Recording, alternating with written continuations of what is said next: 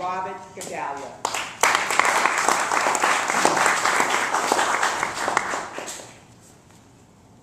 Whoa. July 22nd, a Thursday, I came to a Roughrider meeting. A man from Washington was here speaking about speech writing.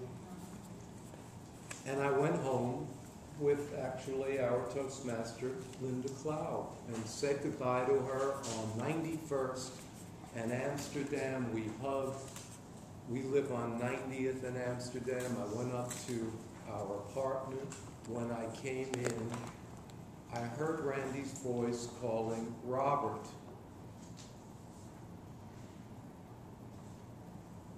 From the back.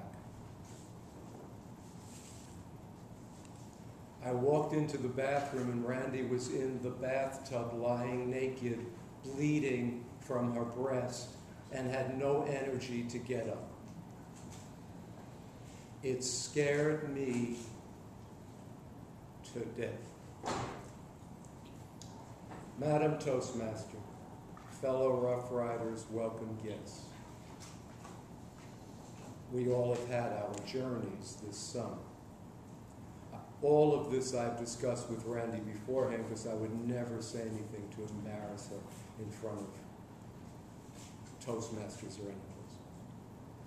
I'm no stranger to being a caregiver. Randy has Parkinson's. But in mid-May, Randy was diagnosed with breast cancer in both breasts. She was operated on, lumpectomies, in June 28th. And she was doing fine. And then about 2 weeks after, maybe 16 days after, she developed a staph infection in both breasts. Breast cancer is not a walk in the park. Neither is Parkinson's. But this staph infection was the scariest experience I ever had. Watching Randy falling a lot. She didn't have any energy. And I was starting to go to some place out there where I was speeding my brains out on one end, and on the other end, I was a lump. I couldn't move. And I thought of something Don Nelson told me once. When I was freaking out 3 years ago when my prostate cancer looked like it was coming back.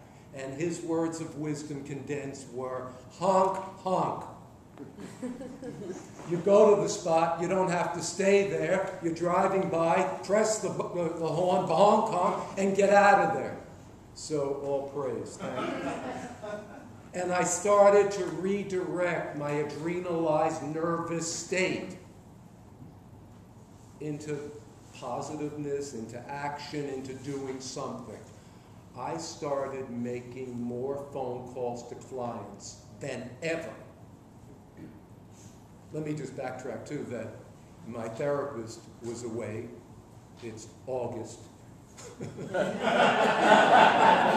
I'm in a caregiver group for Parkinson, and that doesn't start until 2 weeks from now. So I did speak to some people, but mostly it was, yo, time out, what can you do, Robert? And I remembered something from our Parkinson's group. Put on the air mask first, the oxygen mask first, in the airplane. Take care of yourself first, because how are you going to take care of Randy? And the thing that got me really afraid, one, that Randy would fall, the stress, we did Cipro shots, 4 rounds of sulfur, and the infection healed after about 6 weeks. But in that process between, well, what had just happened, where are you, Randy?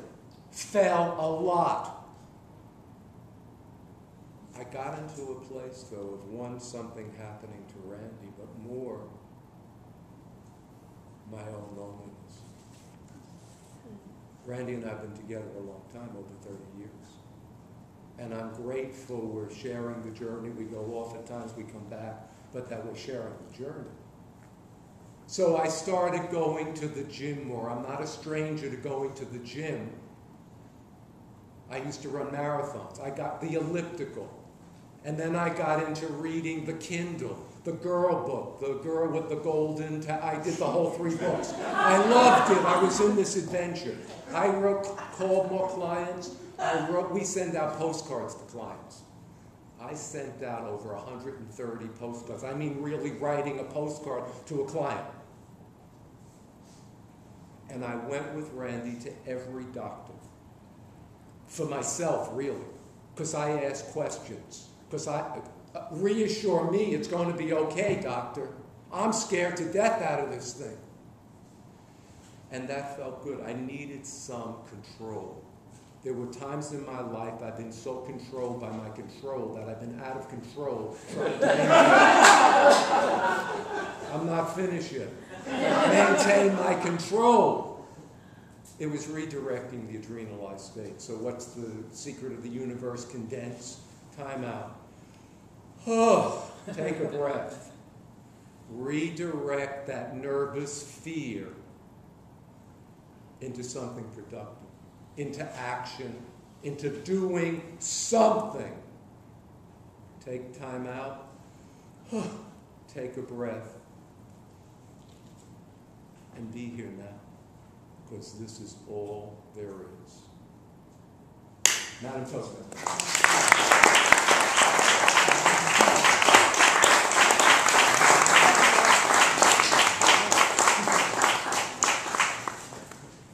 Thank you, Robert. Thank you. Complete your comments to Robert.